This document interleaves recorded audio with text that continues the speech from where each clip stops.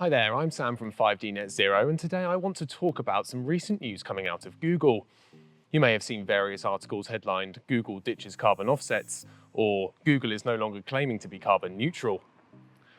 These are articles covering the fact that Google is now moving away from using carbon offsetting by purchasing large amounts of carbon credits.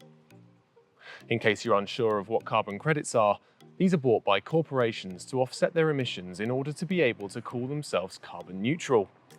A carbon credit is a certificate which represents 1 ton of carbon dioxide or a greenhouse gas equivalent, and they're generated by projects that will either avoid carbon emissions, such as wind farm projects, or remove from the atmosphere, such as reforestation.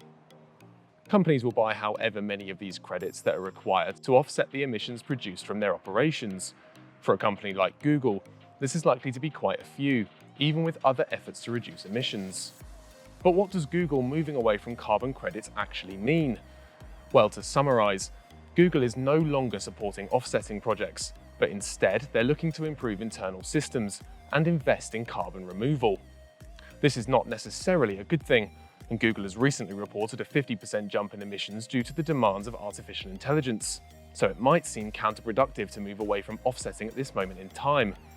You can read more about the AI side of things in the article linked in the YouTube description. Google is now looking to focus on technologies for carbon removals, and if they work, these would be extremely important to reverse climate change. There are, however, some concerns over the efficiency of this technology, such as storage issues, and as it's new tech, potentially some unforeseen problems which aren't yet clear. It's tough to know whether this change up at Google is a good thing, but is it still important?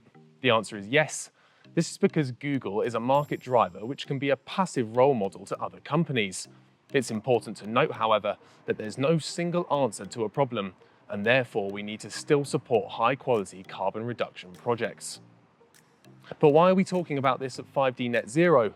Because we know the importance of reducing your business's carbon emissions, and it's essential to the global move of achieving net zero emissions.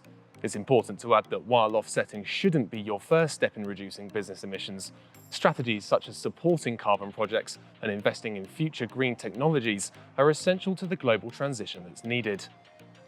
Further to this, it's no secret that big conglomerates such as Google are large polluters, and their actions will have a direct impact on humanity's emission production, partly through the use of their services and their supply chain, both of which can impact our clients and you personally.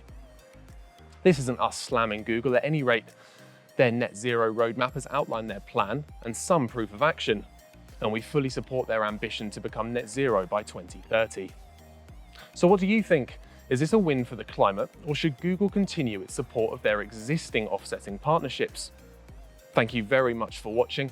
If you'd like to find out a little bit more about 5D Net Zero and how we can help your business reduce its carbon emissions, take a look at our website, where one of our friendly team is ready to have an initial conversation.